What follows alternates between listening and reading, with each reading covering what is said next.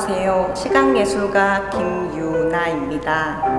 고백하자면 저는 경안로 프로젝트 공모를 통하여 경산 코발트 광산 학살 사건을 알게 되었는데요. 이토록 우리나라 역사를 잘 모르고 있었던 저 자신이 부끄럽게 여겨졌습니다. 대한민국에서는 한국전쟁을 거치면서 수많은 민간인 학살 사건이 일어났는데요.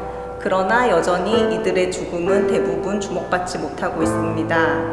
사안이 사안인 만큼 혹은 자신과는 동떨어진 일상으로 여겨지기도 할 것입니다. 2020년도는 전 세계에서 동시다발적으로 죽음을 가장 가까이서 체감할 수 있었던 한 해였을 것입니다. 최근에 저는 태국에서 작업을 하는 도중 뺑소니 교통사고를 당하게 되었었는데요. 그 사건을 계기로 삶과 죽음을 조금 다른 시각으로 바라보게 되었습니다.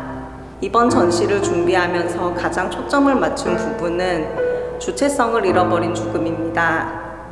모든 인간은 유한한 삶을 살고 그 끝에는 모두 죽음이 기다리고 있습니다. 학살이 그렇듯이 비극적인 죽음, 즉 정치 공동체로부터 버림받은 죽음으로부터 시작하고자 합니다.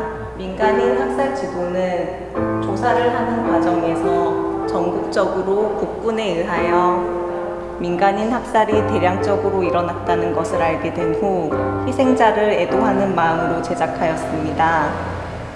전국에서 발행하는 지역신문을 엮어 대형 지도를 만들었고 돋보기와 빛을 이용하여 학살이 일어난 곳에 점을 찍어 태웠습니다. 돋보기가 가지는 본래의 의미와 더불어 이중적인 의미로 보여지길 바라는 마음으로 선택한 재료입니다.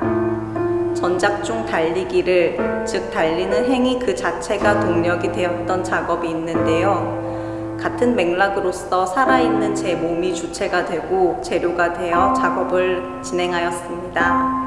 저는 꽤 오래전부터 GPS를 비롯하여 심장박동을 기록할 수 있는 시계를 늘 차고 다니는데요. 그 기록들을 토대로 하여 심장박동 그래프를 만들었고 그래프를 기반으로 하여 악보를 만들고 그 악보는 전시장에 음악으로서 흘러나오고 있습니다.